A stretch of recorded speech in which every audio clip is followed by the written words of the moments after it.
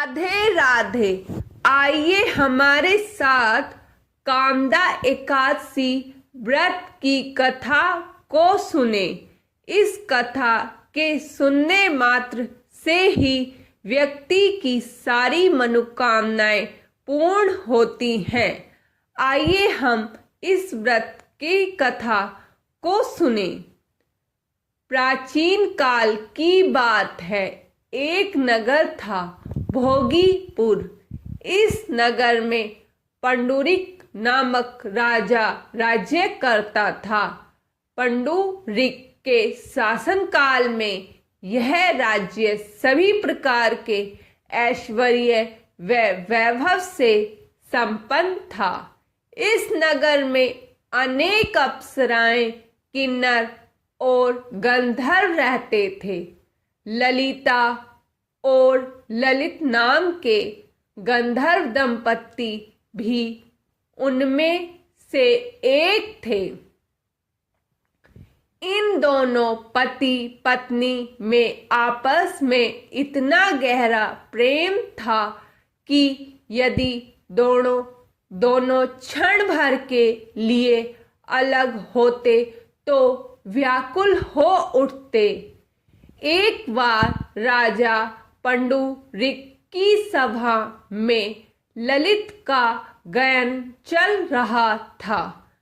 जब ललित सुर लगा रहा था, तभी अचानक उसे अपनी प्रियतमा ललिता का स्मरण हुआ, जिससे वो व्याकुल हो उठा। इससे गायन के दौरान लय में त्रुटि हो गई।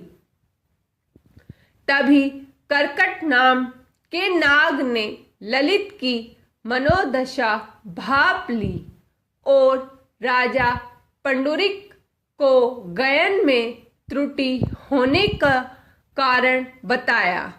यह सुनकर राजा कुपित हो उठा और बोला, अरे मूर्ख, तू मेरे सम्मुख होकर अपनी स्त्री का ध्यान कर रहा है। जा अपने इस कर्म का फल भोग। मैं तुझे राक्षस योनि में जाने का श्राप देता हूँ। राजा के श्राप के परिणाम स्वरूप ललित उसी क्षण महाकाया राक्षस बन गया। उसकी नाक किसी पर्वत की कंदरा के समान विशाल हो गई। मुख से अग्नि निकलने लगी एवं गर्दन पर्वत समान लगने लगी। राक्षस योनि प्राप्त करने के पश्चात ललित का शरीर 8 योजन का हो गया।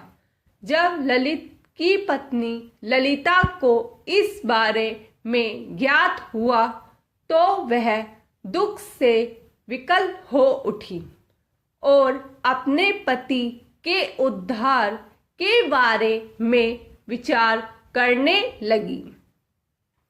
राक्षसी योनि मिलने के बाद ललित घने जंगलों के बीच भटकता रहता था एवं ललिता उसके पीछे पीछे व्याकुल हो चलती रहती थी। ऐसा करते करते एक बार ललिता श्रृंगार के लिए वन में गई। श्रृंगी ऋषि के आश्रम पहुंच गई।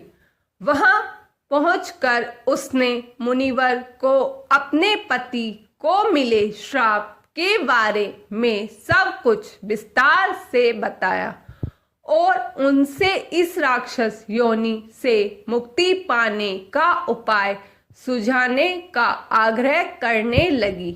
श्रृंगी ऋषि बोले, हे गंधर्व कन्या, कुछ ही समय में चैत्र शुक्ल एकादशी आने वाली है, जिसका नाम कामदा एकादशी है।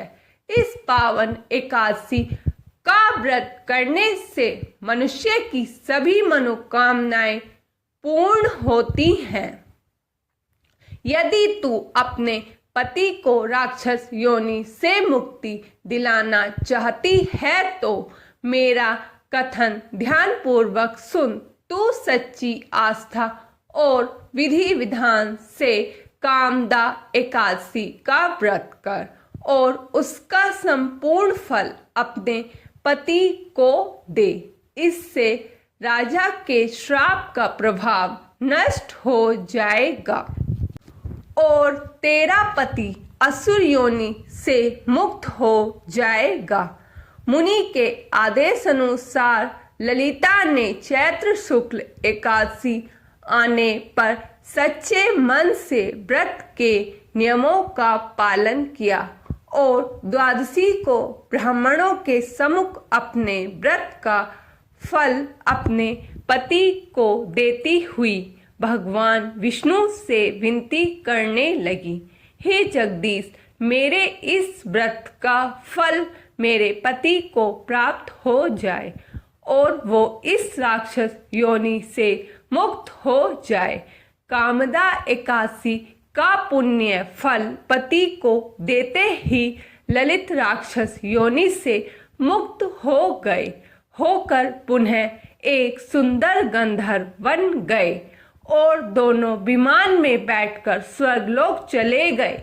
जय हो कामदा एकादशी माता की जय। कामदा एकादशी से जिस प्रकार ललित को मुक्ति मिली है, ऐसे ही सभी की कामना पूरी करना माता। जय हो कामदा एकादशी माता की जय। राधे राधे।